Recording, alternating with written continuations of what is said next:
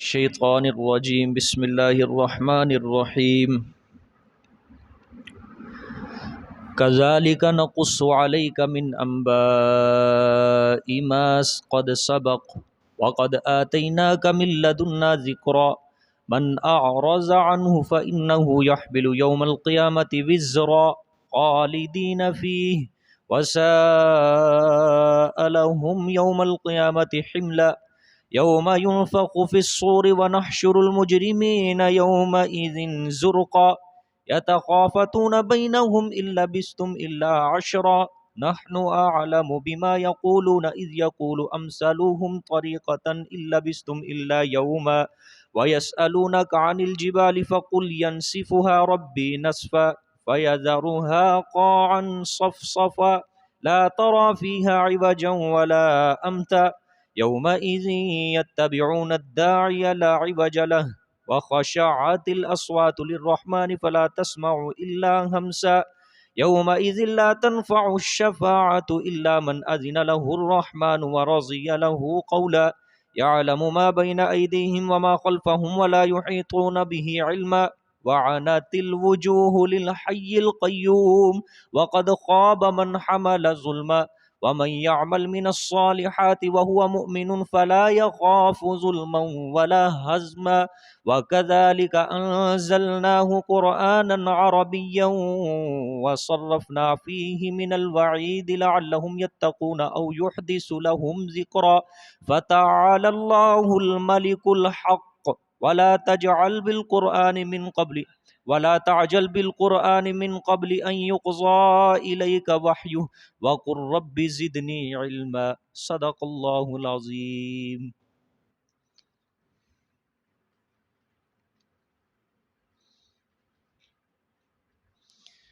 گزشتہ سبق میں اللہ تعالیٰ نے حضرت موسیٰ علیہ السلام کا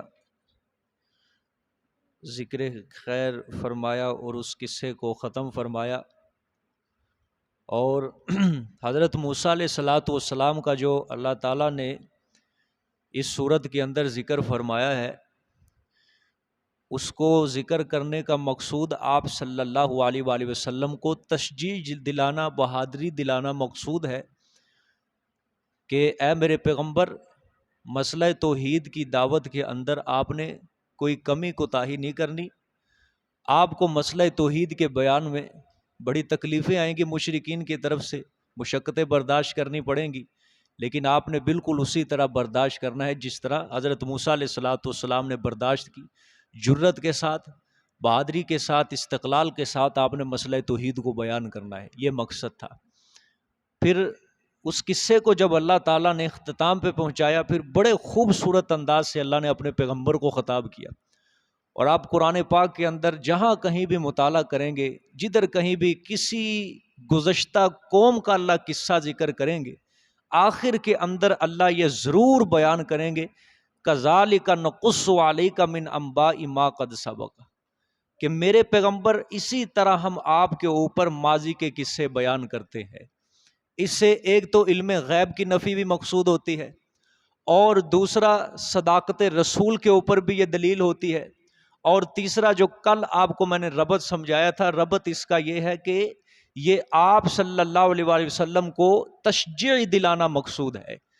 تشجیع کس طرح ہے کہ میرے پیغمبر یہ قصے ہم آپ کے اوپر بیان کرتے ہیں، ماضی کے جو گزر چکے ہیں، یہ جو قصہ موسیٰ علیہ السلام کا ہم نے آپ کے اوپر بیان کیا، میرے پیغمبر آپ نے سنا کہ موسیٰ علیہ السلام نے کس قدر تکلیفیں برداشت کی، کس قدر مصیبتیں اٹھائیں، ٹھیک ہے، کس قدر مشکلات کا انہوں نے سامنا کیا۔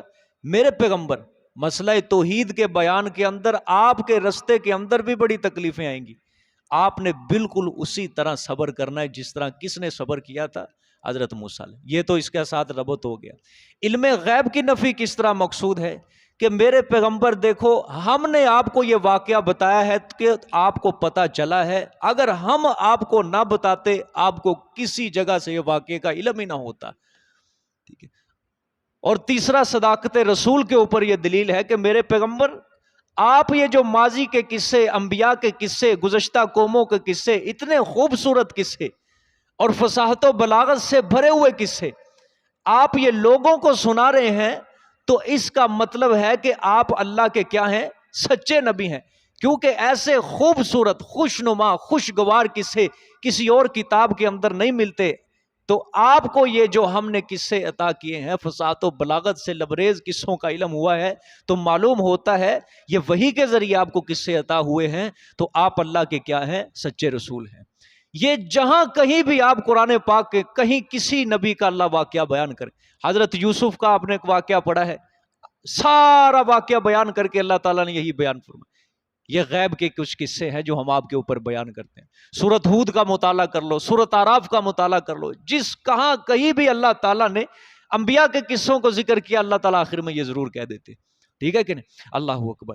پھر آگے دیکھیں جی، اللہ نے فرمایا وَقَدْ آتَيْنَاكَ مِن لَّدُنَّا ذِكْرًا، اور تحقیق عطا فرمایا ہم نے آپ کو اپنی طرف سے ذکرہ، نصیحت نامہ۔ نصیحت سے مراد کیا ہے؟ قرآن پاک۔ ذکرہ نصیحت نامہ، اس سے ذکرہ سے مراد کیا ہے جی؟ قرآن پاک مراد ہے کہ میرے پیغمبر ہم نے آپ کو اپنی طرف سے قرآن عطا کیا ہے۔ دیکھو یہ نہیں صرف اللہ نے فرمایا کہ ہم نے آپ کو قرآن عطا کیا، نہیں، بلکہ اور زیادہ اللہ نے احسان کو جتلایا کہ اپنی طرف سے ہم نے میرے پیغمبر عطا کیا، یہ آپ کو تحفہ، یہ آپ کو ہدیہ عنایت فرمایا ہم نے آپ کو یہ نصیحت نامہ۔ من اعرض عنہ فانہ یحمل یوم القیامت وزرا، اب یہ ان کے لیے تخویف اخروی ہے جو اس نصیحت نامہ سے منہ پھیرتے ہیں۔ کن کے لیے یہ ہے تخویف اخروی؟ جو اس قرآن سے، اس ذکر سے، اس نصیحت نامے سے کیا کرتے ہیں؟ منہ پھیرتے ہیں، اعراض کرتے ہیں، اب یہ ان کے لیے آخرت کا عذاب ہے۔ من اعرض، وہ انسان جو منہ موڑے گا، انہو، اس نصیحت سے، اس سے یعنی کس سے؟ اس نصیحت نامے سے، فَإِنَّهُ يَحْمِلُ يَوْمَ الْقِيَامَةِ وِزْرًا، پس بے شک وہ اٹھائے گا قیامت کے دن وزرا، بہت بھاری بوجھ۔ ٹھیک ہے، کیا اٹھائے گا؟ بوجھ اٹھائے گا قیامت والے دن، خالدین فیہ، وہ اس بوجھ کے اندر ہمیشہ رہے گا۔ اللہ نے فرمایا کہ میرے پیغمبر، جو انسان اس قرآن پاک سے منہ پھیرے گا، میرے اس نصیحت نامے سے کیا کرے گا؟ اعراض کرے گا۔ کیا مطلب اعراض کرنے کا؟ نہ اس کے اوپر ایمان لائے گا، نہ اس نصیحت نامے کے اوپر عمل کرے گا، نہ اس کے مطابق زندگی گزارے گا، تو پھر کیا ہوگا؟ وہ اس کفر، شرک، معصیت اور گناہ کا بوجھ اٹھا کے وہ قیامت والے دن آئے گا۔ یہ ایسا بوجھ ہوگا جو اس سے دور نہیں ہٹے گا یہ بوجھ، بلکہ خالدین فیہا، وہ ہمیشہ کے لیے اس بوجھ کو اٹھائے ہوئے ہوگا۔ سمجھ آئیے کہ نہیں بات؟ اللہ اکبر۔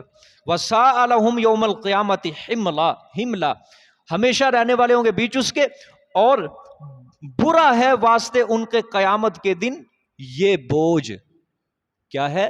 برا ہے قیامت کے دن یہ بوجھ۔ یہ جب دنیا کے اندر کسی مجرم کو کسی بڑے جرم کی سزا ملتی ہے نا، تو سزا دینے والا کہتا ہے تجھے بڑی سخت سزا دیں، ٹھیک ہے، مثال کے طور پہ تھانے دار کہتا ہے تجھے بڑی سخت سزا دوں گا، بڑی سخت سزا ملے گی تجھے اس جرم کی، ٹھیک ہے۔ لیکن جو تمام سلطنتوں کا مالک ہے، جس کی ساری کائنات ہے، جو خالق کائنات ہے، مالک کائنات ہے، خالق کل ہے، ہر چیز کا بادشاہ ہے، وہ کہہ رہا ہے کہ بہت برا بوجھ ہے قیامت والے دن جو یہ اٹھائے ہوئے ہوں گے۔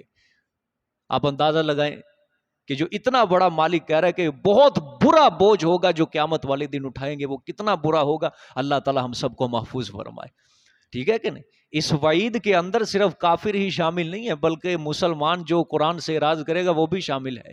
اگر وہ بھی عملی طور پہ قرآن سے اعراض کرے گا، اس کے اوپر عمل نہیں کرے گا، وہ بھی اس کے اندر شامل ہو جائے گا۔ بات سمجھ میں آئی ہے کہ نہیں؟ جس کو بھی آج دعوت دے لو قرآن پاک کی، یقین کرو منت سماجت کرنی پڑتی ہے، اس کی منت سماجت، اس کے پاؤں تک پکڑنے پڑتے ہیں آج ابھی قرآن کے اندر، لیکن وہ بھی آگے سے ٹرکا رہا ہوتا ہے، آج آیا کل آیا، تاریخ پہ تاریخ ڈالتا ہے وہ بھی۔ ٹھیک ہے جی، ہفتے والے دن انشاءاللہ شروع کر دوں گا، پیر والے دن شروع کر دوں گا، اچھا فلانے دن آ جاؤں گا، فلانے دن، تاریخ کے اوپر تاریخ، جتنا عدالت کا جج نہیں تاریخ ڈالتا، فلانے دن فیصلہ کروں گا، فلانے دن فیصلہ، اسی طرح وہ قرآن کے لیے فیصلہ کرتا ہے، قرآن کے لیے فیصلہ، قرآن کے لیے فیصلہ، فلانے دن میں پڑھوں گا، فلانے دن میں پڑھوں گا، فلانے دن شروع کروں گا، اگر اس سے پہلے موت آ جائے کون ذمہ دار ہے؟ ٹھیک ہے، اللہ بچائے، اللہ معاف فرمائے۔ ایسی باتوں کے اوپر بھی بڑی سخت پکڑ ہو سکتی ہے کہ فلانے دن شروع کروں گا، یہ کوئی سکول کالج تھوڑی ہے، کیا خیال ہے؟ یہ کوئی انگلش کیمسٹری بایو کی کتاب تھوڑی ہے یہ، یا کوئی یہ آئی کم بی کم کا یہ سبجیکٹ ہے، یہ سارے یہ کوئی نصاب ہے، سکول کا نصاب ہے، اچھا منڈے والے دن شروع کر لوں گا فلانے دن. یہ تو بھائی ہر وقت ہر لمحہ انسان کو پڑھنے کی ضرورت ہے کتاب، کیونکہ اس کا تعلق جو ہے وہ دل کے ساتھ ہے، اس کا تعلق انسان کا آخرت کے ساتھ ہے، اس کا تعلق انسان کا دنیا کے ساتھ نہیں ہے. کچھ پتہ نہیں ہے انسان کو کب میری آنکھیں بند ہو جائیں گی، کب میری اوپر موت کا فرشتہ اللہ مسلط کر دے گا، کب میری روح قبض کر لی جائے گی، کوئی پتہ ہے؟ نہیں پتہ کوئی. تو یہ قرآن تو ہر وقت، ہر لمحے، ہر گھڑی، ہر منٹ، ہر سیکنڈ کے اندر پڑھنے والی کتاب ہے، تاکہ موت کے بعد یہ اس کو فائدہ دے سکے. کیونکہ مرنے کے بعد اسی قرآن کے مطابق جس نے عمل کیا وہی بچے گا. جس نے اس قرآن کے مطابق عمل ہی نہیں کیا، جس نے اس سے دنیا کے اندر منہ پھیرا، اعراض کیا، اچھا جی فلانے دن پڑھوں گا، فلانے دن شروع کر لوں گا، وہ کس طرح بچ پائے گا؟ ہو سکتا ہے اگر تو تاریخ نہ ڈالتا، تو نہ کہتا فلانے دن پڑھوں گا، اس سے پہلے کچھ ایسی باتیں گزر گئی ہوں قرآن کے اندر، اگر تو ان کو پڑھ لیتا، سمجھ لیتا، تو تیرا بیڑا پار ہو جاتا. ہو سکتا تھا نا. لیکن یہ بھی شیطانی سوچیں ہوتی ہیں، فلانے دن فلانے، بس شیطان نے اصل ٹرکایا ہوتا ہے، ٹھیک ہے تاریخ پہ اوپر تاریخ ڈال دے. مسلمان کے آگے جھکنا پڑتا ہے آج اس قرآن کے لیے، حتیٰ کہ اس کے اندر ہمارا ذاتی مفاد نہیں ہے، کسی کو کوئی ذاتی فائدہ نہیں ہوگا دنیاوی اعتبار سے، کوئی ذاتی مفاد نہیں، کوئی ذاتی غرض نہیں ہے، یا اس کو پیسے مل جائیں گے ڈالر، اس کی اپنی آخرت کا مسئلہ ہے نا. تو کیوں نہ حضرت علی رضی اللہ تعالیٰ جس طرح حضرت علی کا فرمان ہے کہ جو میرے اندر مجھے میرے عیب سے واقف کرے وہ میرا اصل محسن ہے، جو مجھے اچھے رستے کے اوپر لگا رہا ہے وہ میرا کیا ہے؟ اصل محسن ہے.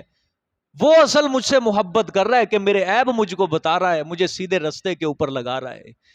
سمجھ آئیے کہ نہیں؟ قرآن سے اعراض کرنا، قرآن سے اعراض کرنا، قرآن سے منہ پھیرنا، یہ بھی بہت بڑے گناہ کی بات ہے، یاد رکھنا. ٹھیک ہے، کیونکہ انسان کے لیے یہ نصاب زندگی ہے بہت بڑا.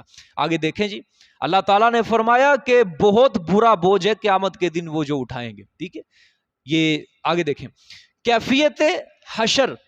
اب اللہ تعالیٰ قیامت کی طرف رخ پھیریں گے کہ اس قیامت کے دن یہ مجرمین کی کیفیت کیا ہوگی. اللہ اکبر. یوم ینفخ فی الصور ونحشر المجرمین یومئذ زرقا. جس دن پھونکیں گے سور میں، جس دن پھونکا دیا جائے گا سور میں، وَنَحْشُرُ الْمُجْرِمِينَ، اور ہم جمع کریں گے جرم کرنے والوں کو، یومئذ اس دن، زرقا، نیلی آنکھوں والے ہوں گے. مجرم کیا ہوں گے؟ نیلی آنکھوں والے ہوں گے. اللہ اکبر. یہ نیلی آنکھوں والے شدت خوف کی علامت ہوتی ہے کہ جب انسان کے اوپر بہت زیادہ خوف ہو جائے، بہت زیادہ خوف، اس کی آنکھیں کیا ہو جاتی ہیں؟ نیلی پڑ جاتی ہے. ٹھیک ہے، آگے یَتَخَافَتُونَ بَيْنَهُمْ إِن لَبِثْتُمْ إِلَّا عَشْرًا. خوف زدہ وہ ایسے ہوں گے، یَتَخَافَتُونَ، چھپ چھپ کر باتیں کریں گے اپنے درمیان. خوف زدہ ایسے ہوں گے کہ چھپ چھپ کر باتیں کریں گے وہ اپنے درمیان.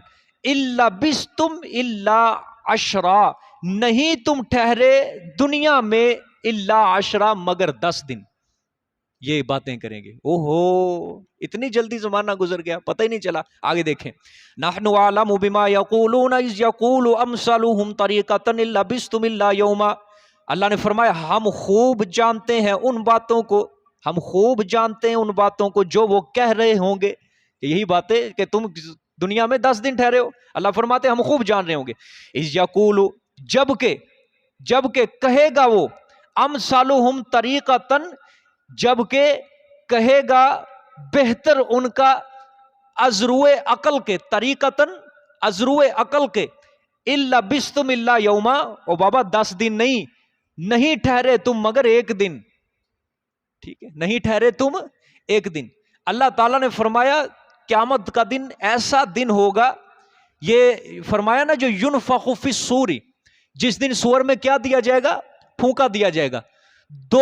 دو نفخے ہیں، نفخہ اولا، نفخہ ثانیہ. پہلا نفخہ جو ہے اس وقت تو سارے کیا ہو جائیں گے؟ مر جائیں گے. جب حضرت اسرافیل علیہ السلام سور میں پھونکا دیں گے. سور میں نے آپ کو ایک بار شاید بتایا ہو، یہ ایک سینگ کی طرح ہے جو حضرت اسرافیل علیہ السلام اپنے منہ کے اندر لیے ہوئے ہیں. بس اس کے اندر وہ پھونک دیں گے، ٹھیک ہے، ایک آواز بلند ہوگی تو حضور صلی اللہ علیہ وسلم نے فرمایا کہ ہر وقت وہ فرشتہ اللہ تعالیٰ کے اذن کا منتظر ہے، اللہ کی اجازت کا منتظر ہے. جب اللہ کی طرف سے حکم آ گیا اس نے اس کے اندر پھونک دینا ہے، بس تیار کھڑا ہے وہ فرشتہ ہر وقت. ٹھیک ہے، پہلا نفخہ جب ہوگا، نفخہ اولا، سارے لوگ کیا ہو جائیں گے؟ مخلوق ساری مر جائے گی، مردہ ہو جائے گی. پھر آپ صلی اللہ علیہ وسلم نے فرمایا 40 سال کے بعد دوبارہ نفخہ ثانیہ، دوبارہ وہ سور پھونکیں گے، پھر کیا ہو جائے گے؟ سارے زندہ ہو جائیں گے، یہ قیامت برپا ہو جائے گی پھر دوبارہ. ٹھیک ہے، یہ یہاں پہ نفخہ ثانیہ مراد ہے، نفخہ اولا وہ مراد نہیں ہے. ٹھیک ہے، اللہ نے فرمایا جس دن سور میں پھونکا دیا جائے گا دوبارہ، تو ہم اس وقت مجرمین کو کیا کریں گے؟ کٹھا کر دیں گے سب کو. یوم ونحشر المجرمین، اور وہ ایسے خوف زدہ ہوں گے، ایسے خوف زدہ، نیلی آنکھیں ہوں گی ان کی، چہرے سیاہ پڑ جائیں گے ان کے. یتخافتون بینہم، اور ایسے خوف زدہ ہوں گے کہ چھپ چھپ کر باتیں کریں گے، اور یار ہم تو دنیا کے اندر 10 دن ٹھہرے ہیں، ہم تو دنیا کے اندر 10 دن ٹھہرے ہیں. اللہ نے فرمایا ان میں سے جو سب سے زیادہ عقل کے اعتبار سے اچھا ہوگا، جو عقل مند ہوگا، وہ کہے گا وہ 10 دن نہیں ظالموں، 1 دن ہی ہم ٹھہرے ہیں. اگر ہمیں پتا ہوتا کہ یہ دنیا جو ہے فانی ہے، یہ دنیا تباہ و برباد ہونے والی ہے، ہم کبھی بھی دنیا کے پیچھے نہ لگتے، ہم اسی دارالبقاء کے پیچھے لگتے، آج جس مقام پہ، جس جہان کے اندر ہم کھڑے ہو چکے ہیں. اچھا آپ ذرا غور کریں، ایک سوال یہاں پہ بڑا زبردست ہوتا ہے. دیکھو، جو کہہ رہے ہیں کہ ہم دنیا کے اندر 10 دن ٹھہرے، بات یہ بھی غلط ہے. ٹھیک ہے، اور دوسری بات ہے کہ ان کا جو بندہ کہے گا ازروئے عقل کے کہ میں دنیا کے اندر 10 دن نہیں بلکہ 1 دن ٹھہرے، یہ بھی بات کیا ہے؟ غلط ہے. ٹھیک ہے، ابھی فی الحال میری بات سمجھو، وہ فتویٰ نہ لگانا کہ قرآن کی بات کو غلط کہہ دیے. بات سمجھو غور سے، بات 10 دن والی بھی غلط ہے اور بات 1 دن والی بھی غلط ہے.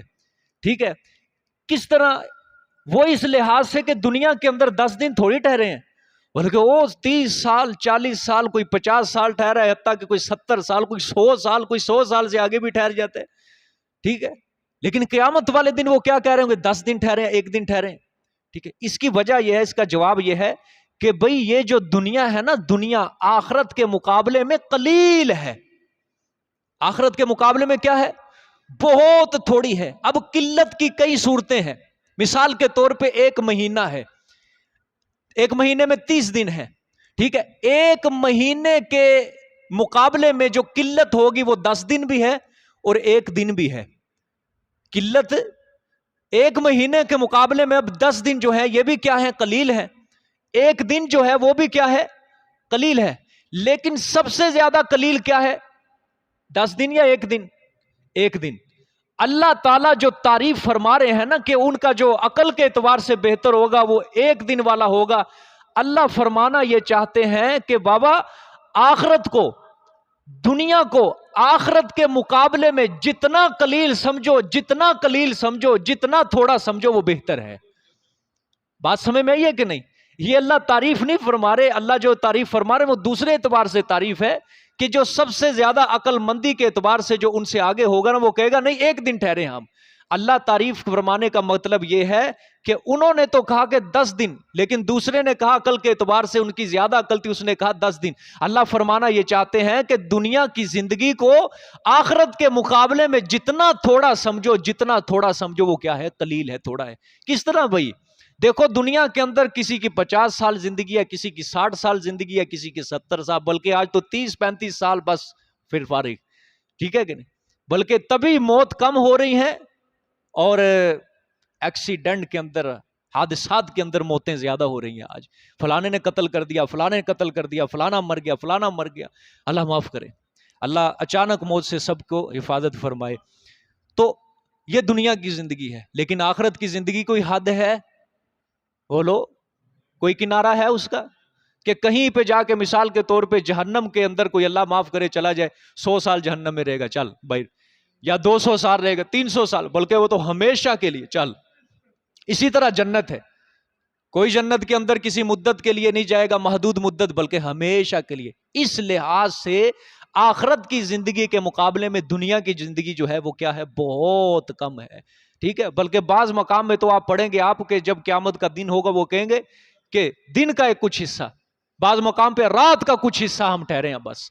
یہ ہوگا۔ آج جس زندگی کے اوپر، جس دنیا کے اوپر لوگ بڑا مان کر کے بیٹھے ہیں، بڑی بڑی لمبی زندگی ہے ہماری، ابھی تو ہم نے جوانی میں آنا ہے، ابھی تو ہم نے بڑھاپے کے اندر جانا ہے، ابھی تو 70-80 سال کی عمر میں ہم نے جا کے مر جانا ہے، یہی لوگ سوچیں لگا کے بیٹھے ہیں نا، ٹھیک ہے کہ نہیں؟ بس موت کا تو یوں ہی زبان سے نام لے دیتے ہیں نا کہ بھائی مر جانا ہے، کوئی پتہ نہیں ہے موت کا، لیکن اس کے ذہن کے اندر یہ پھر بھی گھسا ہوا ہے کہ نہیں جی 70-80 سال ہے، ابھی 70-80 سال کی عمر میں مرنا ہے۔ یہ تو بس بہانہ بنایا ہوا نا کہ موت کا کوئی پتہ نہیں ہے جی، موت کا کوئی پتہ نہیں ہے ہمیں، لیکن پھر بھی اس کے دماغ کے اندر یہ بات ضرور بیٹھی ہوئی کہ مرنا تو ہم نے بوڑھے ہو کے ہی ہے نا، اس سے پہلے تھوڑی مرنا ہے، سمجھ آئیے کہ نہیں؟ تو آخرت کے اندر جب کہیں گے نا، پھر یہی کہیں گے دن کا کچھ حصہ، رات کا کچھ حصہ، بس اسی طرح ٹھہرے آپ، سمجھ آئیے کہ نہیں؟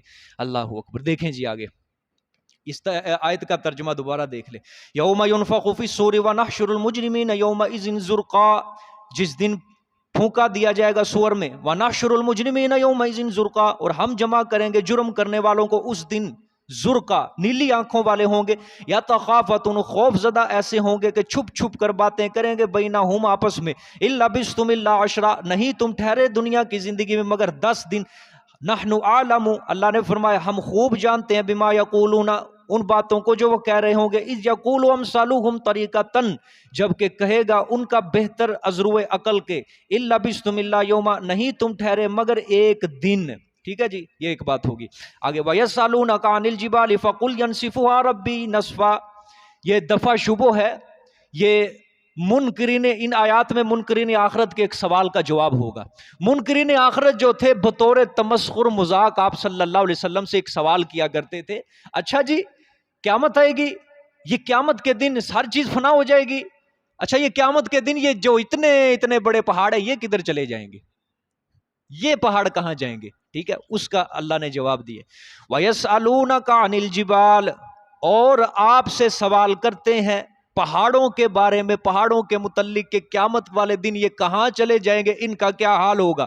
فَقُلْ يَنْسِفُهَا رَبِّي نَسْفًا، پس فرما دو میرے پیغمبر، يَنْسِفُهَا، اڑا دے گا میرا رب ان کو، ٹھیک ہے، يَنْسِفُهَا، اڑا دے گا ان کو میرا رب، نصفا اڑانا، ٹھیک ہے، فَيَذَرُهَا قَاعًا صَفْصَفًا، پس چھوڑ دے گا اس زمین کو میدان صاف، ہموار کر دے گا، اس کو صاف کر دے گا اللہ تعالیٰ اس زمین کو، سمجھ آئی ہے؟ اللہ تعالیٰ نے فرمایا میرے پیغمبر ان کو جواب دے دے کہ اللہ اپنی قدرت کاملہ سے ان پہاڑوں کو ریت کے ذروں کی طرح اڑا کے رکھ دے گا، بلکہ ریت کا ذرہ بھی نظر آتا ہے کچھ نہ کچھ حجم رکھتا ہے، لیکن قرآن پاک میں اللہ نے فرمایا کہ ہم روئی کے گالوں کی طرح ان کو اڑا کے رکھ دیں گے قیامت والے۔ روئی کے گالے ہوتے ہیں نا، روئی ایک تو روئی ہوتی ہے نا بندہ اتنی سی کھینچتا ہے، بلکہ گالا اس کا کیا ہوتا ہے روئی کا، وہ چھوٹے چھوٹے باریک باریک ریشے جو ہوتے ہیں اس کے، وہ گالے ہوتے ہیں اس کے روئی کے اندر، آپ ذرا غور سے دیکھنے کے اندر بھی اگر انسان ان کو غور سے دیکھے تو آنکھ کے اندر درد شروع ہو جاتا ہے، سمجھے، اس طرح اڑا کے، اس طرح ہم روئی کے گالوں کی طرح اڑا کے ہم رکھ دیں گے ان پہاڑوں کو، ٹھیک ہے، اور ہم زمین کا میدان کیا کر دیں گے، صاف کر دیں گے، ہموار کر دیں گے ہم اس زمین کو، ٹھیک، لا ترى فيها عوجا ولا امتا، اللہ اکبر، نہیں تو دیکھے گا اس زمین میں عوجن، کوئی موڑ کوئی کجی، ٹھیک ہے، ولا امتا، اور نہ کوئی اونچائی، میرے پیغمبر ہم قیامت والے دن اس زمین کو ایسا کر دیں گے نہ اس کے اندر کوئی گھڑا دیکھے گا اور نہ کوئی اونچا کوئی ٹیلا دیکھے گا، نہ کوئی کجی دیکھے گا، نہ کوئی موڑ دیکھے گا، ایسی ہموار کر دیں گے، ایسا میدان کر دے کہ کوئی ریاضی دان، کوئی ہندسے کا ماہر بھی اپنے آلات کے ذریعے زمین کی جانچ پڑتال کرے، وہ بھی اس چیز کی شہادت دے گا کہ زمین کہیں سے اونچی نہیں ہے، کہیں اس کے اندر گڑھا نہیں ہے، بلکہ یہ زمین کیا ہے، ہموار ہی ہموار ہے، سمجھ آئیے کہ نہیں؟ اللہ اکبر۔ تو اس کے اندر کوئی کجی نہیں دیکھے گا، کوئی اس کے اندر کوئی اونچائی نہیں دیکھے گا۔ یومئذ یتبعون الداعی لا عوج لہ، یہ تخویف اخروی آ گئی جی، پھر جس دن پیچھے لگیں گے لوگ، جس دن وہ پیچھے لگیں گے، الداعی، بلانے والے کے، بلانے والے کے پیچھے جس دن لوگ لگیں گے، لا عوج لہ، نہیں ہوگا کوئی ٹیڑھا پن واسطے اس کے، ٹھیک ہے، وَخَشَعَتِ الْأَصْوَاتُ لِلرَّحْمَنِ، اور پست ہو جائیں گی آوازیں رحمان کے لیے، سب لوگوں کی آوازیں رحمان کے لیے کیا ہو جائیں گی، نیچی ہو جائیں گی، پست ہو جائیں گی۔ فَلَا تَسْمَعُ إِلَّا ہَمْسًا، پس نہیں سنے گا تو مگر نرم آواز، ایسے تھوڑی بالکل اونچی آواز کسی کی بھی نہیں ہوگی وہاں پہ، ٹھیک ہے؟ اس دن تمام لوگ آواز دینے والے کی طرف کیا ہو جائیں گے؟ دوڑ پڑیں گے۔ ادائی ہے نا جو ادائی، اس سے مراد حضرت اسرافیل علیہ الصلوۃ والسلام جب دوبارہ صور میں پھونکا دیں گے، وہ جو آواز پیدا ہوگی نا، آواز پیدا ہوگی، سارے لوگ اس آواز کی طرف دوڑ پڑیں گے، ٹھیک ہے؟ کیونکہ وہ نمائندہ ہوگا اس دن جو ان کو میدان محشر کی طرف بلائے گا، اللہ کی طرف بلائے گا، ٹھیک ہے؟ سب لوگ وہ آواز سن کر کیا ہو جائیں گے؟ دوڑ پڑیں گے۔ یومئذ یتبعون، ٹھیک ہے؟ وہ اس دائی کے پیچھے دوڑ پڑیں گے۔ آگے دیکھو ذرا لفظ کیا ہے، لا عوج لہ، نہیں ہوگا کوئی ٹیڑھا پن واسطے اس کے، ٹھیک ہے؟ یعنی اس آواز لوگوں کے لیے اس آواز کی اتباع کے اندر، اس آواز کی پیروی کرنے کے اندر کوئی رکاوٹ نہیں ہوگی، کوئی اس آواز سے انحراف نہیں کرے گا، کوئی بندہ نہیں کہے گا یار میں اس آواز کی طرف نہ جاؤں، کوئی بندہ نہیں کہے گا کہ میں اس آواز کی طرف، میں اپنی جگہ پہ بیٹھا ہوں، میں بس آواز بجتی رہے میں نہیں جاؤں گا، کوئی نہیں، سارے لوگ دوڑیں گے۔ آج تو دنیا کے اندر اللہ کی طرف سے نمائندہ 5 وقت اعلان کرتا ہے نا، اللہ اکبر، حی علی الصلاۃ، حی علی الصلاۃ، سارے کہتے ہیں اچھا جی 10 منٹ پڑھے ہیں، 5 منٹ پڑھے ہیں، 2 منٹ پڑھے ہیں، پھر کہتے ہیں چلو یہ بعد میں پڑھ لیں گے نماز، پھر بعد میں کیا پڑھنی، پڑھتے ہی نہیں ہے نماز۔ آج تو دنیا کے اندر اللہ کے نمائندے کو سن کر یہ فیصلے کرتے ہیں نا اپنے، لیکن قیامت والے دن جو اللہ کا نمائندہ اللہ کی طرف بلائے گا، پھر کوئی بھی انحراف نہیں کرے گا، پھر سارے اپنی جان بچانے کی غرض سے اس کی طرف بھاگیں گے سارے کے سارے، سمجھ آئیے کہ نہیں؟ اللہ اکبر۔ پھر اللہ نے فرمایا کہ قیامت والے دن سارے لوگوں کی آوازیں پست ہو جائیں گی، پست ہو جائیں گی، ٹھیک ہے؟ آج دنیا کے اندر عدالتوں کے اندر پھر بھی شور شرابہ ہوتے ہیں، لیکن اللہ کی عدالت کے اندر سب کی آواز اللہ کے اس رحمان کی اتنی ہیبت ہوگی، اللہ تعالیٰ کا اتنا جلال اور دبدبہ اور روب ہوگا دن قیامت کے، کسی کو جرت نہیں ہوگی کہ اس کے سامنے اونچا بول سکے، بلکہ اپنی آوازوں کو کیا رکھیں گے؟ پست رکھیں گے، ہلکا رکھیں گے، وہ نرم رکھیں گے، ٹھیک ہے؟ ہائے ہائے ہائے، یومئذ لا تنفع الشفاعۃ الا من اذن له الرحمن ورضی له قولا۔ اس دن، یہ نفی شفاعت قہریہ، اس دن نہیں نفع دے گی کوئی سفارش، کسی کو کوئی سفارش اس دن کوئی نفع نہیں دے گی، الا من اذن له الرحمن، مگر وہ جس کو اجازت دے واسطے اس کے رحمان، ورضی له قولا، اور پسند کرے واسطے اس کے بات کرنے کو، ٹھیک ہے؟ پسند کرے اس کے لیے بات کرنے کو، ٹھیک ہے؟ آگے بھی دیکھ لے، پھر میں سمجھا، یعلم ما بین ایدیہم وما خلفہم ولا یحیطون بہ علما، جانتا ہے وہ جو کچھ ان کے آگے ہے اور جو کچھ ان کے پیچھے ہے، ولا یحیطون، اور نہیں احاطہ کر سکتے وہ ساتھ اس کے عذروِ علم کے، ٹھیک ہے؟ اللہ تعالیٰ نے بھائی فرمایا کہ اس دن کوئی شفاعت نہیں کر سکتی، کسی کو کوئی شفاعت کسی کی کوئی نفع دے گی ہی نہیں، ٹھیک ہے؟ وَلَا خُلَّةٌ وَلَا شَفَاعَ، نہ اس دن کوئی دوستی کام آئے گی، نہ کوئی سفارش کام آئے گی، اللہ نے سورۃ بقرہ میں فرمایا۔ آج دنیا کے اندر تو سفارشیں کروا کے تعلق کی بنا پر چھوٹ جاتا ہے مجرم، لیکن قیامت والے دن کسی کی کوئی سفارش نہیں چلے گی، کسی کی کوئی دوستی نہیں چلے گی، کوئی وہاں رشوت نہیں چلے گی، ٹھیک ہے؟ اور دوسری بات اللہ نے فرمائی کہ جس کے لیے رحمان نے اجازت دی ہو شفاعت کی، شفاعت صرف وہی کر سکے گا، ٹھیک؟ یعنی شفاعت ہوگی۔ ہمیں بھی لوگ کہتے ہیں یہ شفاعت کے منکر ہیں، جی یہ آپ صلی اللہ علیہ وسلم کی شفاعت کے منکر ہیں، مانتے نہیں ہیں، ظالموں ہم کہاں سے منکر ہیں؟ شفاعت کی 2 قسمیں میں نے آپ کو سمجھایا تھا، شفاعت قہریہ، ایک شفاعت باذن اللہ۔ شفاعت قہریہ جو مشرک ہر دور کا عقیدہ رکھتا ہے نا کہ اللہ کے سامنے زوری زور اللہ کے پیارے ہمیں چھڑوا لیں گے، ہمیں جنت کے اندر لے کے جائیں گے، اس شفاعت کے ہم قائل نہیں ہیں، اس شفاعت کا تو قرآن بھی رد کرتا ہے، ٹھیک ہے؟ اور ایک ہے شفاعت باذن اللہ، یعنی اللہ کی اجازت کے بعد اللہ کے اذن کے ساتھ سفارش ہوگی، جو اس شفاعت کے ہم بھی قائل ہیں۔ اس کے لیے ہم ہر نماز کے اندر، ہر دعا کے اندر ہم کیا کرتے ہیں؟ دعا کرتے ہیں، ہر جب بھی ہاتھ اٹھاتے ہیں اس کے لیے دعا کرتے ہیں، یا اللہ رسول کی شفاعت نصیب فرما، قرآن کی شفاعت نصیب فرما، مومنین کی شفاعت نصیب فرما، ٹھیک ہے؟ اس شفاعت کے ہم بھی قائل ہیں، ٹھیک ہے؟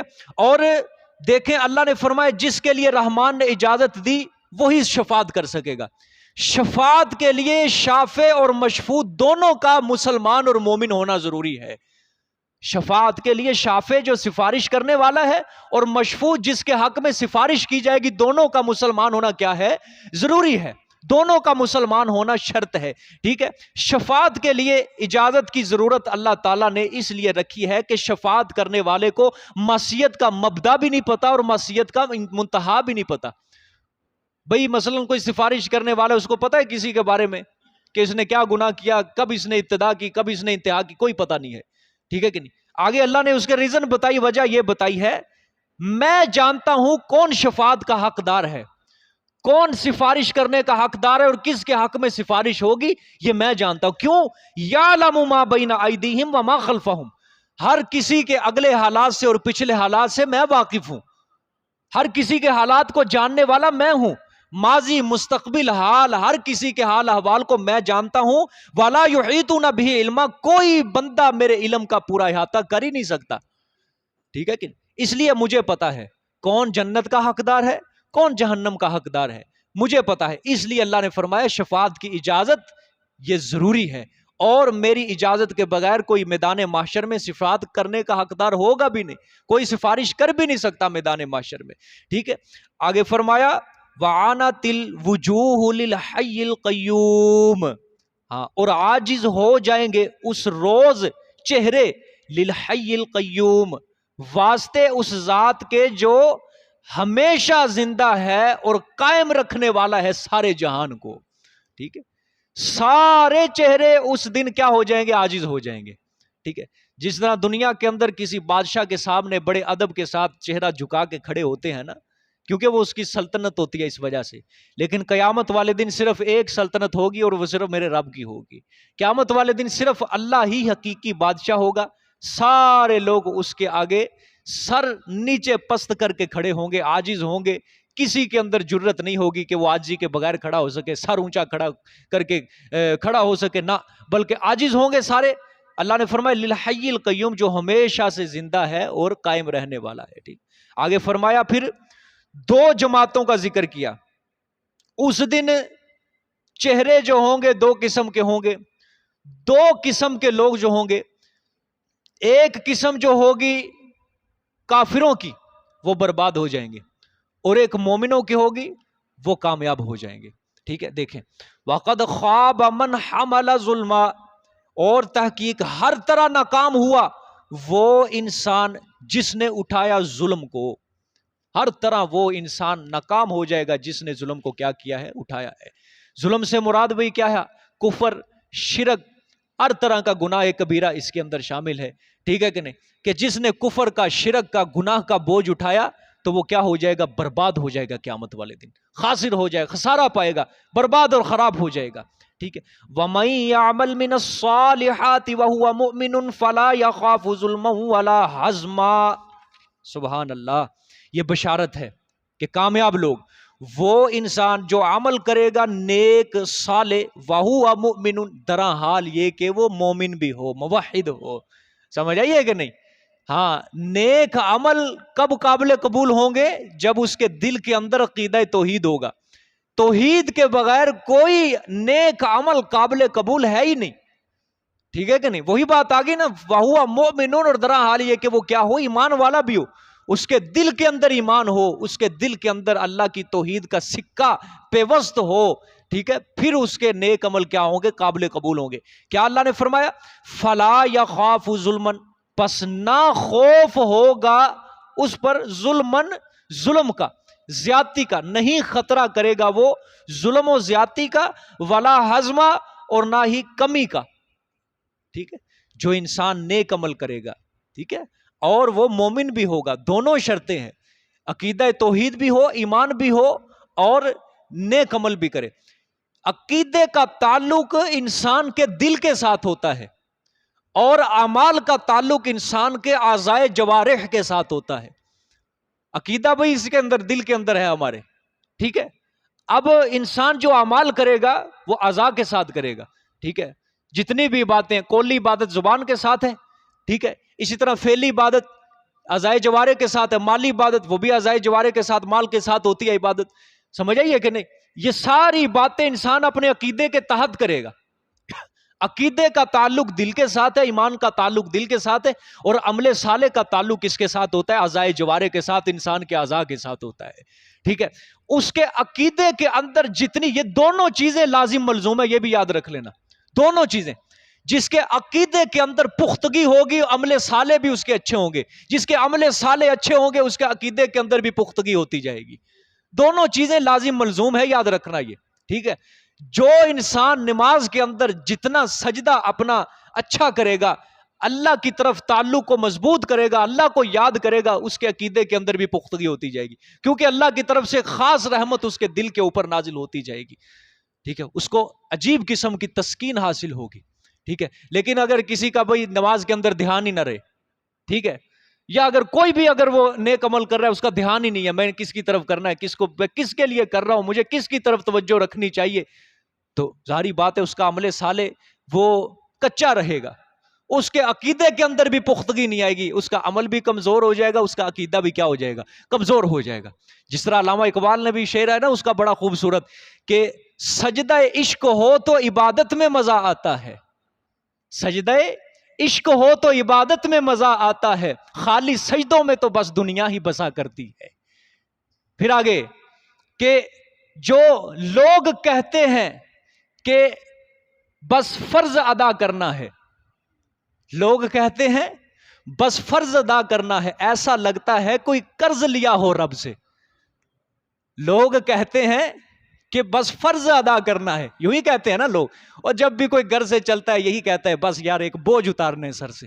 محبت کے اندر تو کوئی بھی نہیں آتا، کوئی یہ ذہن میں سوچ تھوڑی لے کے آتا ہے کہ بھئی میں اپنے رب کو راضی کرنے کے لیے جا رہا ہوں، مجھے محبوب، میرے جو محبوب حقیقی ہے، میں اس کے بلاوے کے اوپر جا رہا ہوں، میں اس کو خوش کرنے کے لیے جا رہا ہوں، مجھے اللہ نے بلاوا دیا ہے، میں اس کے آگے سر بسجود ہوں گا، اس کے آگے میں عاجزیاں کروں گا، اپنے آپ کو میں ذلیل کروں گا اس کے آگے، اس رب کے آگے۔ کوئی یہ سوچ کے تھوڑی آتا ہے، بلکہ ہر کوئی یہی سوچ رکھ کے آتا ہے او بھائی یہ نماز بوجھ ہے، ایک بس فرض ادا کر کے، ٹھیک ہے؟ لوگ کہتے ہیں، ٹھیک ہے، لوگ کہتے ہیں کہ بس فرض ادا کرنا ہے، ایسا لگتا ہے کوئی قرض لیا ہو رب سے، تیرے سجدے تجھے کہیں کافر نہ کر دے اے اقبال، تو جھکتا کہیں اور ہے اور سوچتا کہیں اور ہے۔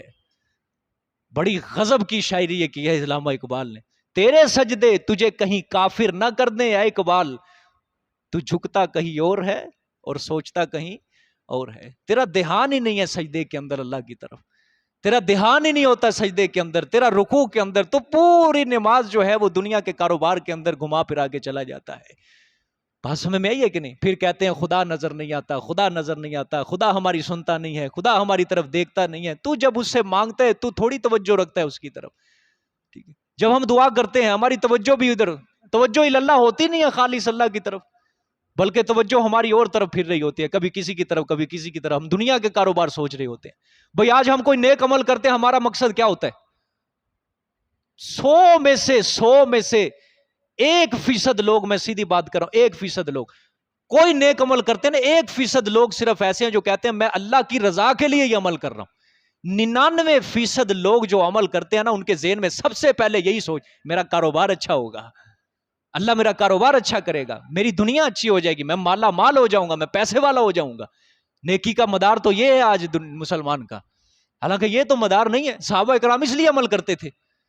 میں اکثر آپ کو کہا کرتا ہوں، مجھے آج تک کوئی ایسی حدیث نہیں ملی کہ جس کے اندر کسی صحابی نے جا کے آپ صلی اللہ علیہ وسلم سے یہ درخواست کی ہو کہ یا رسول اللہ میرے لیے دعا کریں کہ اللہ میرے مال کے اندر اضافہ کر دے، میری دنیا اچھی ہو جائے، میرا فلاں اچھا ہو جائے، میرا فلاں اچھا۔ بلکہ ہر کسی نے یہی دعا کی، یا اللہ، یا رسول اللہ ہمیں کوئی ایسا عمل بتا دے جس سے اللہ ہمارا ہم سے راضی ہو جائے۔ پڑھو حدیث کا ذخیرہ، پڑھو حدیث کا۔ ہمیں تو آج لالچیں دینی پڑتی ہیں، لوگ ہم سے آگے مسئلے کہ قاری صاحب کوئی دعا بتا دیں، بڑی پریشانیاں ہیں، ہمیں لالچیں دینی پڑتی ہیں۔ قرآن پڑھو، اللہ تمہارے سارے کی ساری مصیبتیں دور کر دے گا، تب کہیں آگے وہ قرآن سے جڑتا ہے۔ ہم کہیں نا بھئی اللہ تجھے آخرت کے اندر سرخرو کر دے گا، آخرت کے اندر تجھے مالا مال کر دے گا، تیری قبر بھی رو، کوئی اس کے دل پہ اثر نہیں ہوتا، کوئی اثر نہیں ہوتا۔ جب ہم کہتے ہیں نا ہاں تو قرآن پڑھ، اگلے سال تجھے کروڑ روپیہ ملے گا، فوراً بیٹھ جائے گا قرآن پڑھنے کی، اور جب کروڑ مل جاتا ہے پھر منہ پھیر کے چلا جاتا ہے، پھر منہ پھیر کے چلا۔ ٹھیک ہے، مومن کا وہ انداز با کمال کھو گیا، اقبال تیری قوم کا اقبال کھو گیا۔ اقبال کسے کہتے ہیں؟ عروج، خوش قسمتی، مومن کا کمال وہ انداز کیا تھا؟ عروج، مسلمانوں کا ایک عروج تھا، ایک خوش قسمتی تھی، خود بلندیاں تھیں. کس پہ چل کے ان کو بلندیاں حاصل ہوئی تھیں؟ دنیا حاصل کر کے نہیں، دین کے اوپر چل کے مسلمان کو بلندیاں حاصل ہوئی تھیں. اقبال تیری قوم کا اقبال کھو گیا، اے علامہ اقبال تیری قوم کا کیا کھو گیا؟ عروج کھو گیا، خوش قسمتی کھو گئی ہے تیری قوم کی. کہاں مومن کے انداز نرالے ہوا کرتے تھے، پوری دنیا کے اوپر مسلمان کی حکومت ہوا کرتی تھی، مسلمانوں کا عروج ہوا کرتا تھا. لیکن آج ہم نے قرآن چھوڑا، دین چھوڑا، اللہ کے رسول صلی اللہ علیہ وسلم کی سنت کی خلاف ورزی کی. صرف خلاف ورزی نہیں کی بلکہ اللہ کے نبی صلی اللہ علیہ وسلم کی سنت کو حقیر سمجھا، حقیر سمجھا. ہم نے اپنی بے عزتی کا باعث سمجھا رسول اللہ صلی اللہ علیہ وسلم کی سنت کو، بے عزتی کا باعث، سیدھی بات کر رہا ہوں، بے عزتی کا باعث سمجھا ہے ہم نے.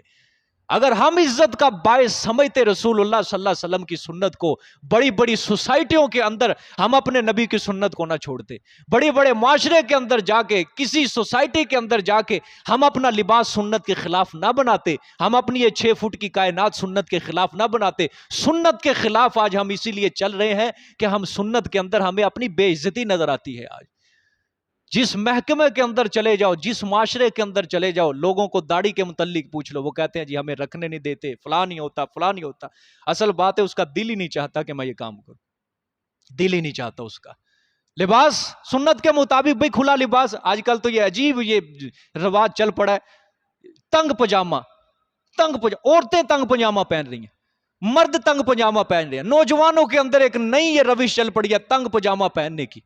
اور یاد رکھنا اگر دنیا کے اندر تم لباس کو تنگ لباس کو پسند کرو گے، تمہیں کفن بھی یاد رکھنا تنگ ہی ملے گا، یہ پکی بات ہے. اور آزما کے دیکھ لینا، جس نے دنیا کے اندر تنگ لباس پہنا ہوگا نا، اس کو کفن بھی تنگ ملے گا اور اس کی قبر بھی تنگ ہو جائے گی. جو مرضی کر لے بنانے والے، جو مرضی کر لیں، لیکن وہ تو عالم برزخ کی باتیں ہیں نا ساری کی ساری. لیکن یہ مشاہدہ تم دنیا کے اندر بھی کر لینا، اس کو کفن کیا ہو جائے گا؟ تنگ مل جائے گا اس کو کفن. کھلا لباس حضور کی سنت ہے جس میں اب اس کی شرمگاہ کی نمائش نہ ہو. تو لباس کو ہم نے کیوں سنت کے خلاف؟ کہ ہماری اس کے اندر بے عزتی ہے جی. یہ نوجوان ایک نئی یہ سوچ لے کے اٹھے ہوئے ہیں، ان کو نہیں پتا کہ ہمارا دین ہمیں کیا کہتا ہے. یہ مردہ ہے، یقین کرو. ظاہری بات ہے جس کا نظریہ اندر اسلام کا نہ ہو وہ مردہ ہی ہوتا ہے، اس کا دل ہی مردہ ہوتا ہے. یاد رکھنا، اپنے آپ کو خدا کے لیے دین کے مطابق چلاؤ، اپنے آپ کو سنت رسول اللہ صلی اللہ علیہ وسلم کے مطابق ڈالو. آج اپنے آپ کو بڑی ضرورت ہے ہمیں اپنے دین کی. ہم نے اپنے دین کو اپنے ہاتھوں سے ہی پست کیا ہے. آج غیر کے اوپر کیوں شکوا کریں، یہود و نصارہ کے اوپر کیوں شکوا کریں؟ ہم نے خود اپنے دین کو اپنے ہاتھوں سے پست کیا ہے. ٹھیک ہے، غیر کے اوپر، یہود و نصارہ کے اوپر شکوا ہم تب کرتے جب ہمارا دین ہم تک سچائی کے ساتھ پہنچتا ہی نہ. قرآن کیا ہے؟ سچا ہے کہ نہیں؟ سچا رستہ دیتا ہے کہ نہیں؟ عروج بلندیوں والا رستہ ہمیں دے رہا ہے کہ نہیں قرآن؟ نبی پاک صلی اللہ علیہ وسلم کی حدیث ہمارے پاس محفوظ پڑی ہے. کتنی محنتیں کی ہیں علماء نے، صلحاء نے ہم تک یہ قرآن پہنچایا. سارا نصاب زندگی ہمارے پاس ہے، لیکن پھر بھی ہم نے نہیں سمجھا اس کو. ہم پست ہو گئے آج دنیا کے اندر. تو ہم نے اپنے ہاتھوں کے کرتوت ہیں یہ سارے جو کمائے ہوئے ہیں سارے. ٹھیک ہے، ہمیں نہیں پتا. شاید کسی 100 سال کے بزرگ کو جا کے پوچھ لینا کہ کتنے محبت کے ساتھ، کتنے پیار کے ساتھ مسلمان رہا کرتے تھے جب یہ تقسیم نہیں ہوتی. پوچھ لینا، تاریخ کا مطالعہ کر کے دیکھ لو کتنی حیا کے ساتھ، کتنی شرم کے ساتھ مسلمان اپنے گھروں کے اندر زندگی گزارا کرتے تھے. سلطنتیں ہوتی تھی بڑی بڑی مسلمانوں کی، باحیا لوگ تھے، باشعور لوگ تھے، سمجھدار لوگ تھے، عقل مند لوگ تھے، مسلمان تھے وہ. لیکن آج بے حیائی، بے شرمی کو آج مسلمان کوئی گناہ کا کام نہیں سمجھ رہا، کوئی گناہ نہیں. آج انٹرنیٹ گھروں کے اندر چلانا ثواب کا کام بن چکا ہے، بے حیائی کو دیکھنا ثواب کا کام بن چکا ہے. زنا یہ گناہ کا کام رہا ہی نہیں، آج رہا نہیں. باشعور آدمی ہوگا جو سمجھے گا بھئی یہ بہت برا فعل ہے. لیکن اگر سن لے فلانے نے زنا کیا، بس ایک کان سے سنتے ہیں دوسرے سے نکال دیتے ہیں، بس پتہ ہے کوئی نہیں مسئلہ. رواج چل پڑا ہے جی، رواج. جس کو بھی پوچھ لو رواج چل پڑا ہے. رواج، یہ رواج رواج رواج رواج کر کے ہم اپنے دین کا بیڑا غرق کر دیا ہم نے اپنے ہاتھ. رواج رواج رواج رواج کر کے ہم نے نبی پاک صلی اللہ علیہ وسلم کی سنتوں کو اپنے گھروں سے نکال دیا. رواج رواج رواج رواج کر کے ہم نے اپنے اسلام کے طریقوں کو اپنے ہاتھوں سے ختم کر لیا ہے. علامہ ابن خلدون تاریخ کا ایک بہت بڑا مورخ ہے، خدا کی قسم جب میں اس کی بات پڑھتا ہوں نا بڑی دل پہ اثر کرتی ہے کہ جو قوم غیر کے طریقے کے اوپر چلتی ہے، جو قوم غیر کی حرکات عادات کو اپناتی ہے، وہ قوم بزبان حال یہ گواہی دے رہی ہے کہ میرا دین جو ہے، میری ملت جو ہے وہ کمزور ہے، اور جس کی ملت کے اوپر میں چل رہا ہوں وہ ملت جو ہے وہ طاقتور ہے۔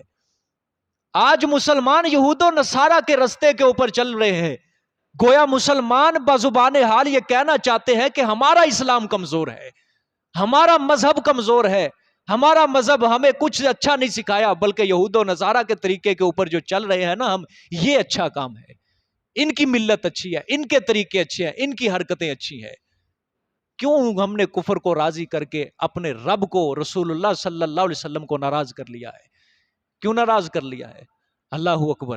علامہ اقبال کا ایک فارسی کے اندر شعر ہے، تو غنی از ہر دو عالم من فقیر، روز محشر عذر ہائے من پذیر، کہ اللہ تو دونوں جہان سے غنی ہے، بے پرواہ ہے، روز محشر عذر ہائے من پذیر، کہ اللہ روز محشر صرف میں تیرے سامنے ایک درخواست کرتا ہوں روز محشر کے لیے، کہ اس دن مجھے محمد صلی اللہ علیہ وسلم کی نگاہوں کے اندر مجھے شرمندہ، مجھے ذلیل نہ کر دینا۔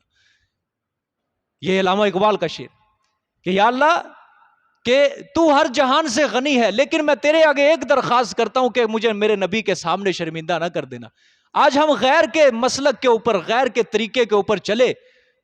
مجھے سچی بات بتانا کہ حضور صلی اللہ علیہ وسلم نے اگر ہم سے وہاں پہ سوال کر لیا کہ میرے امتی تیری خاطر میں نے غزوہ احد کے اندر مارے کھائیں، غزوہ طائف کے اندر مارے کھائیں، تیری خاطر آج میرا جسم لہو لعان ہے، یہ تو کہاں میرے سامنے انگریز کی پھٹکار لے کے آ گیا ہے، میرے سامنے کہاں سے یہ لباس لے کے آ گیا میرے سامنے، کن کے روش کے اوپر، کن کے طریقے کے اوپر تو چلتا رہا۔ حضرت عمر رضی اللہ تعالیٰ عنہ نے، وہ ایک بڑھیا کا قصہ ہے نا، بڑا مشہور ہے، بڑھیا نے وہ کہہ دیا حضرت عمر کے، حضرت کے بارے میں پتہ نہیں تھا، امیر المومنین یہ ہے، حضرت عمر سامنے بیٹھے ہیں لیکن بڑھیا کو پتہ نہیں ہے یہ مسلمانوں کا امیر ہے۔ بڑھیا نے کہا کل قیامت کے دن میں عمر کے گلے کے اندر پٹا ڈال کے اپنے رب کے سامنے لے کے جاؤں گی، پھر میں بتاؤں گی کہ یا اللہ یہ تو نے ہمارے اوپر حکمران مسلط کیا تھا کہ جس کی رعایا بھوکی مر رہی تھی، جس کی سلطنت کے اندر بچے یتیم ہو رہے تھے، حضرت عمر کو پتہ نہیں تھا، حضرت اس بڑھیا کو پتہ نہیں تھا جس سے میں بات کر رہی ہوں میرے سامنے عمر کھڑا۔ حضرت عمر فوراً گئے، راشن اٹھایا، بورا اپنے کندھے کے اوپر رکھا راشن کا، اس بڑھیا کو آگے کھانا پکا کے خود بچوں کو کھلایا گود میں بٹھا کے، اور پھر اس بڑھیا نے کہا کہ بابا تو ہے کون، مجھے یہ تو بتا۔ حضرت عمر نے پھر یہ نہیں کہا کہ میں امیر المومنین ہوں، بلکہ یہی کہا کہ اماں یہ میں پگڑی اتار رہا ہوں اپنے سر سے، اپنے گلے کے اندر لپیٹی اور ایک سرا بڑھیا کے ہاتھ میں کہا کہ اماں جان یہ ایک سرا پکڑ اس کا، اس پٹے کا، اور مجھے مدینہ کی گلیوں کے اندر جتنا گھسیٹنا ہے گھسیٹ لے، کل قیامت کے دن مجھے محمد صلی اللہ علیہ وسلم کی نظروں کے اندر رسوا نہ کرنا، مجھے رسوا نہ کر۔ یہ ایک امتی کی پہچان ہوتی ہے، یہ ہمیں کوئی پرواہ نہیں ہے آج کے قیامت والے دن، ایک طرف اللہ بھی ہوں گے، یاد رکھنا جس کے ہم امتیاں، ایک طرف وہ بھی کھڑا ہوگا کہ میری امت نے میرے ساتھ کیا کیا ہے، میری امت نے میرے ساتھ، ہم نے وہی دغا بازی کی جو عیسائیوں نے حضرت عیسیٰ کے ساتھ کی تھی، ہم نے وہی دغا بازی کی جو یہودیوں نے اپنے پیغمبروں کے ساتھ کی تھی، ہم نے اپنے پیغمبر کے طریقے کو، سنت کو چھوڑ کے بھی اپنے پیغمبر کے ساتھ دھوکہ کیا ہے۔ مجھے بتاؤ کوئی ایسی محبت ہے دنیا کے اندر جو راتوں کو پورے رات مصلے کے اوپر کھڑے ہو کے ہمارے لیے رو رو کے اللہ سے دعائیں کرتا ہو یا اللہ میری امت کو بخش دے؟ ساری دنیا کی محبتوں کو میں اس کی محبت کے اوپر قربان کرتا ہوں۔ حضرت عائشہ فرماتی تھی کہ آپ صلی اللہ علیہ وسلم پوری رات مصلے پہ کھڑے ہوتے تھے اور آپ کے پاؤں مبارک کے اندر ورم آ جاتے تھے، سوج جایا کرتے تھے آپ صلی اللہ علیہ وسلم۔ قبرستانوں کے اندر جا کے وہ اپنی امت کے لیے دعا کر رہے، اللہم اغفر لی امتی امتی، ہے میرے رب میری امت کو بخش دے، میری امت کو بخش دے۔ ہے کوئی ایسا محسن دنیا کے اندر مجھے دکھا؟ اگر وہ ہماری آئیڈیل شخصیت نہیں ہے تو پھر ہے کون؟ یہ انگریز کو آئیڈیل شخصیت ہم نے بنایا جس کو استنجا کرنے کا طریقہ بھی نہیں آتا، جس کو استنجا، جو کتے سے، سور سے بھی زیادہ ناپاک اور پلید ہے، ہم اس کی روش کے اوپر چل پڑے ہیں آج، جس کو غسل کرنے کا بھی طریقہ نہیں آتا۔ اور ہمارے پیغمبر صلی اللہ علیہ وسلم تو ہمیں پاکی کا طریقہ بتا کے گئے، ہمیں غسل کا طریقہ بتا کے گئے، پاک ہونے کا طریقہ، جائز ناجائز کے مسائل بتا کے گئے، جائز حلال حرام کے مسائل بتا کے گئے ہیں۔ کیا کچھ نہیں بتایا ہمارے پیغمبر نے؟ تو ہماری آئیڈیل شخصیت پھر کون ہونی چاہیے؟ پھر محمد صلی اللہ علیہ وآلہ وسلم۔ دنیا والوں کو بتاؤ، عیسائیوں کو بتاؤ، یہودیوں کو بتاؤ نبی پاک صلی اللہ علیہ وسلم کی سنتوں کو زندہ کر کے کہ ہماری آئیڈیل شخصیت محمد صلی اللہ علیہ وسلم ہے۔ ظالمو تم نہیں، لیکن ہم نے اپنے نبی کے رستے کو چھوڑ کے آج یہودی کو خوش کیا، آج عیسائی کو خوش کیا، ہندو کو خوش کیا، سکھ کو خوش کیا، اور رسول اللہ صلی اللہ علیہ وسلم اور اللہ تعالیٰ کو ہم نے ناراض کر لیا آج۔ تو اسی لیے تو یہ سارے عذاب ہم بھگت رہے ہیں، آج سارے عذاب بھگت رہے ہیں۔ یہ ہم نے مر جانا ہے، جن جو بیٹھے ہوئے ہیں 1.5 عمر 40 سال 50 سال 60 سال، یہ کل کو نوجوان یہ بڑے ہوں گے، پتہ نہیں ان کا کیا بنے گا، ان کا پتہ نہیں کیا بنے گا، جن کو غسل کے فرض نہیں آ جاتے، جن کو آج وضو کے فرض نہیں آتے، جن کو اپنے دین کے بارے میں نہیں پتا۔ اور یقین کرو، پوچھ لو اسکولوں کے اندر جا کے پوچھ لو، کالجوں کے اندر جا، حضور صلی اللہ علیہ وسلم کی سیرت سے وہ واقف نہیں ہے، ان کو نہیں پتا صحابہ اکرام کون تھے، کیسی شخصیات تھی، ان کو نہیں پتا۔ آج نبی پاک صلی اللہ علیہ وسلم کی سیرت، قرآن کے بارے میں صرف اتنا پتا ہے، یہ قرآن ہے، اللہ کی کتاب ہے، سچی کتاب ہے، لیکن لکھا کیا اس کے اندر، یہ کیا کیا کچھ نہیں پتا اس کے بارے میں۔ ان کا کیا بنے گا، ان کا کیا بنے، ان کے بارے میں اللہ کا شکر ہے، اللہ تعالیٰ نے یہ درس قرآن کا سلسلہ جاری رکھا ہوا ہے۔ ان نوجوانوں کے آگے ہاتھ جوڑتے ہیں، آجو بیٹھ جو دین سیکھ لو، اور الحمدللہ اللہ تعالیٰ نے ہماری محنت کا رنگ لایا، اللہ کا شکر ہے، ان کے دلوں کے اندر اللہ کے دین کی سمجھ بیٹھ رہی ہے، ان کو پتا ہے الحمدللہ 5 وقت کی نماز تو یہ پڑھنے لگ گئے ہیں۔ میں جن سے بھی پوچھتا ہوں سب سے پہلے وہ یہی بتائے، پوچھ لو ان سے، میری گرفت ہے ان کے اوپر پوری، جو نماز کے اندر نظر آئے میرا سب سے پہلا سوال یہی ہوتا ہے اگلی نماز میں، ہاں بھی فلانی نماز کے اندر تو کہاں تھا، فوراً بتاتے ہیں ادھر نہیں پڑھی، فلانی مسجد کے اندر ہم نے پڑھ لیا نماز، فلانی جگہ ہم نے پڑھ لی ہے۔ چلو نماز پڑھیں گے آہستہ آہستہ، جن گناہوں کے اندر ملوث ہیں اللہ تعالیٰ ان کو ان گناہوں سے بھی چھٹکارا عطا کرے گا انشاءاللہ، پتہ چل جائے گا، کل کو انہوں نے بڑے ہونا ہے، دعائیں دیں گے، یہ جا کے آپ کو دعائیں دیں گے، ٹھیک ہے، مجھے دعائیں دیں گے، اپنے حق کے اندر یہ خوش ہوں گے کہ یا اللہ تیرا شکر ادا کرتے ہیں، تو نے بھی ہمیں سیدھے رستے کے اوپر لگا دیا۔ یہی انسان کی نجات کا ذریعہ بن جاتا ہے۔ ایک بندہ ہماری وجہ سے اگر سیدھے رستے کے اوپر آ گیا بہت کافی ہے اس کے لیے، اس کی نجات کے۔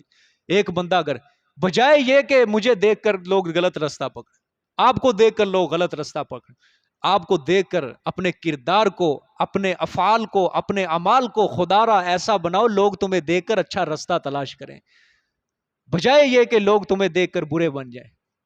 حسن کردار سے نور مجسم ہو جا کہ ابلیس بھی تجھے دیکھے تو مسلمان ہو جائے۔ ابلیس مسلمان تو نہیں ہو سکتا، لیکن اس کے اندر ایک غلو اختیار کیا گیا ہے کہ اپنے کردار کو اچھا بنا لے کہ جو بھی تجھے دیکھے وہ اچھا بن جائے، تجھے دیکھ کے کوئی برا نہ بنے، تجھے دیکھ کے کوئی اللہ سے دور نہ ہو، تجھے دیکھ کے کوئی نماز سے دور نہ ہو، تجھے دیکھ کے تیرا چہرہ دیکھ کے اس کو اللہ یاد آ جائے، تیرا چہرہ دیکھ کے اس کو محمد صلی اللہ علیہ وسلم کی سنتوں سے محبت پڑ جائے۔ تو ایسا بن کے دکھا لوگوں کو، سمجھ آئیے کہ نہیں؟ دیکھیں جی، وَمَن يَعْمَلْ مِنَ الصَّالِحَاتِ وَهُوَ مُؤْمِنٌ، اور وہ انسان جو عمل کرے گا نیک، وَهُوَ مُؤْمِنٌ، اور وہ درحال یہ کہ وہ ایمان والا ہو، فَلَا يَخَافُ ظُلْمًا وَلَا حَظْمًا، نہ خوف کرے گا وہ زیادتی کا اور نہ خوف کرے گا وہ کمی کا۔ زیادتی کا خوف نہیں کرے گا مطلب کہ اس کے گناہوں کے اندر اضافہ نہیں کر دیا جائے گا، اور کمی کا خوف نہیں کرے گا مطلب کہ اس کی نیکیوں کے اندر کمی نہیں کی جائے گی، ٹھیک ہے۔ وَكَذَلِكَ أَنزَلْنَاهُ قُرْآنًا عَرَبِيًّا وَصَرَّفْنَا فِيهِ مِنَ الْوَعِيدِ لَعَلَّهُمْ يَتَّقُونَ أَوْ يُحْدِثُ لَهُمْ ذِكْرًا۔ سبحان اللہ، یہ ترغیب القرآن ہے، یہ آپ صلی اللہ علیہ وسلم کو خطاب ہے۔ اور اسی طرح ہم نے اتارا اس کو، یعنی قرآن کو عربی میں، یعنی کہ ہم نے اس قرآن کو اہل عرب کے لیے اتارا عربی کے اندر، تاکہ اہل عرب اس قرآن کے اعجاز کو دیکھ کر اس کے وعد وعید کے اوپر ایمان لائیں اور سعادت حاصل کر لیں وہ، ٹھیک ہے۔ وَصَرَّفْنَا فِيهِ مِنَ الْوَعِيدِ، اور ہم پھیر پھیر کر بیان کی اس میں من الوعید، وعیدات، وعیدوں سے مراد عذاب قبر، ٹھیک ہے، اسی طرح عذاب آخرت، جہنم کا عذاب، ہم نے یہ وعیدیں قرآن کے اندر کھول کھول کر بیان کیا۔ وجہ کیا ہے؟ لَعَلَّهُمْ يَتَّقُونَ، تاکہ وہ بچ جائیں، ٹھیک ہے۔ یہ اچھا، یہ غور سے ترجمہ دیکھنا، تاکہ وہ بچ جائیں فی الحال، او يُحْدِثُ لَهُمْ ذِكْرًا، یا پیدا کرے وہ قرآن واسطے ان کے کچھ سوچ، ٹھیک ہے۔ مثال کے طور پہ بھئی 2 باتیں ہیں، میں کسی کے سامنے قرآن سمجھاؤں، بیان کروں، میرے سامنے 10 بندے بیٹھے ہیں، 5 بندے ایسے ہیں جنہوں نے نصیحت سمجھی، فوراً اس کو کیا کر لیا؟ قبول کر لیا، فوراً اس کے اوپر عمل پیرا ہو گئے، ٹھیک ہے۔ لیکن 5 بندے ایسے ہیں کہ وہ نصیحت تو سن لی لیکن ایک کشمکش کے اندر پڑ گئے، سوچ کے اندر پڑ گئے، ٹھیک ہے۔ لعلہم یتقون، تاکہ وہ بچ جائیں فی الحال، ٹھیک ہے۔ فی الحال جیسے ہی انہوں نے نصیحت سمجھی تو متقی بن گئے، یا کچھ یحدث پیدا کرے واسطے ان کے قرآن ذکر سوچ. چلو 10 دن بعد 20 دن بعد وہ سوچو وچار کریں، وہ کیا بن جائیں؟ مسلمان بن جائیں. ٹھیک ہے، رائے ہدایت حاصل کر لیں. فتعال اللہ الملک الحق، پس بلند و بالا ہے اللہ کی ذات جو مالک ہے سچا، جو بادشاہ ہے سچا. یہ آیت توحید 5 گزری ہے، یہ ان کا ثمرہ نتیجہ ہے. ٹھیک ہے، یعنی یہ آیت توحید کا، یعنی مذکورہ دلائل توحید سے واضح ہو گیا کہ اللہ ہی متصرف ہے، اللہ ہی کارساز ہے، وہی عظیم الشان بادشاہ ہے. لہٰذا حاجات میں، مشکلات میں صرف کس کی عبادت ہونی چاہیے؟ کس کی پکار ہونی چاہیے؟ اللہ تعالیٰ کی پکار ہونا چاہیے. وَلَا تَعْجَلْ بِالْقُرْآنِ مِنْ قَبْلِ أَنْ يُقْضَى إِلَيْكَ وَحْيُهُ، نہ، اور ہاں، نہ جلدی کر، نہ جلدی کر تو ساتھ قرآن کے، من قبل، اس سے پہلے، ان یقضا الیک وحیہ، یہ کہ پوری کی جائے طرف تیرے وحی اس کی، یہ کہ پوری کی جائے طرف تیرے وحی اس کی. یہ آیت تشجیع نمبر 4 ہے. ٹھیک ہے، یہ ولا تعجل بالقرآن، یہ آیت تشجیع نمبر 4 ہے. حضور صلی اللہ علیہ وآلہ وسلم کے اوپر جب حضرت جبرائیل علیہ السلام وحی لاتے تو آپ صلی اللہ علیہ وسلم اس خوف سے کہیں مجھے بعد میں بھول نہ جائے، اپنی زبان کو حرکت دینے لگ جاتے، فوراً ساتھ ساتھ پڑھنے لگ جاتے. اللہ نے قرآن میں فرمایا ایک جگہ پہ، لا تحرک بلسانک ولتعجل بھی، کہ میرے پیغمبر اپنی زبان کو حرکت نہ دے، تو پڑھنے کے اندر جلدی نہ کیا. یہاں بھی وہی بات ہے کہ میرے پیغمبر نہ کر تو ساتھ قرآن کے، نہ جلدی کر تو ساتھ قرآن کے، پہلے اس کے کہ یہ کہ پوری ہو جائے اوپر تیرے وحی. یعنی جب وحی پوری مکمل ہو جائے اس کے بعد اس کو آپ دہراؤ، ذہن میں محفوظ کرو. جب جبرائیل آپ کے اوپر سنا رہا ہو، وحی کر رہا ہو، اس وقت آپ کو دہرانے کی ضرورت نہیں ہے.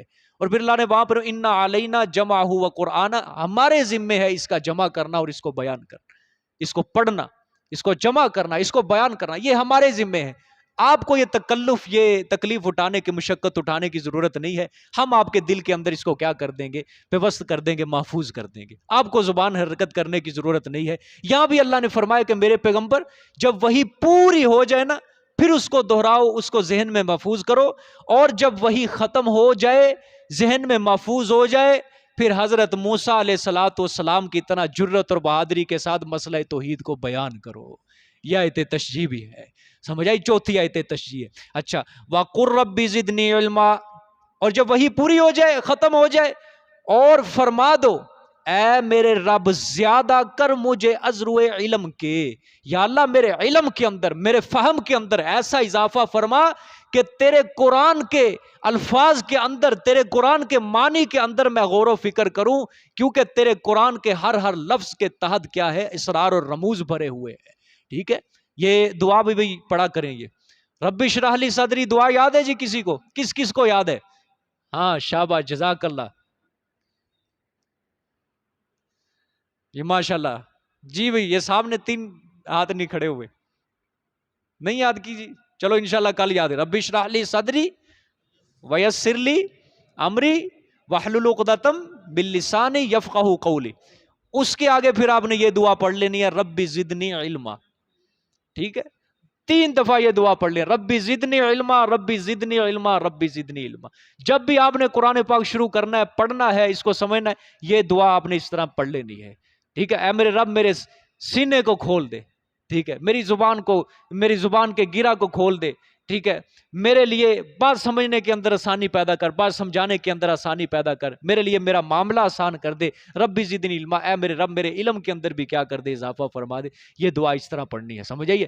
پھر انشاءاللہ کسی کو کبھی درس نہیں بھولے گا. جو یاد کر کے جائے گا اللہ اس کے دل و دماغ کے اندر محفوظ کر دے گا. ٹھیک ہے، یہ مجھے اکثر ساتھی یہ شکوہ کرتے ہیں کہ ہم پڑھ کے جاتے ہیں، ذہن سے نکل جاتا ہے، ذہن سے نکل جاتے ہیں. جو نئے ساتھی ہوتے ہیں نا، جس نے قرآن بھائی کبھی کھول کے نہیں دیکھا، جس نے سمجھا ہی نہیں، اچانک وہ کھول کے دیکھے گا، سمجھے گا نا، اس کو نہیں پتا چلے گا کیا بیان ہو رہا ہے، کیا نہیں ہو رہا بیان. ٹھیک ہے، آہستہ آہستہ جب وہ پڑھتا جاتا ہے، استقامت اختیار کرتا ہے، اللہ اس کا سینہ دماغ قرآن کے لیے کھول دیتا ہے. یقین کرو، کھول دیتا ہے قرآن کے لیے. اب دیکھو، ہم نے جو 15 سپارے پڑھے تھے، پیچھے اللہ تعالیٰ نے کتنے نبیوں کے قصے بیان کیے، کتنی باتیں بیان کی. اب آپ غور کریں، اب وہ باتیں دوبارہ اللہ دہرا رہے ہیں. کیا خیال؟ اسی طرح ہے نا. حضرت نوح کا قصہ ہے، اللہ تعالیٰ نے دوبارہ دہرایا. حضرت موسیٰ کا قصہ کتنی بار آ چکا ہے. اسی طرح آگے سورۃ انبیاء ہے، سورۃ شعراء ہے، اللہ بار بار باتیں دہراتے جائیں گے، لیکن انسان کا سینہ کھلتا جائے گا. آپ نے خود کہنا بھئی یہ بات تو ہم نے پڑھی ہوئی ہے، یہ بات ہم نے پڑھی ہوئی ہے، تو وہ وہاں پہ جا کے آپ کا دل اور دماغ اللہ تعالیٰ اس قرآن کے لیے کھول دیں گے. یاد سمجھ آئی ہے. جزاک اللہ جی، صدق اللہ. جمعرات کو جی انشاءاللہ یہ سپارہ ختم کریں گے.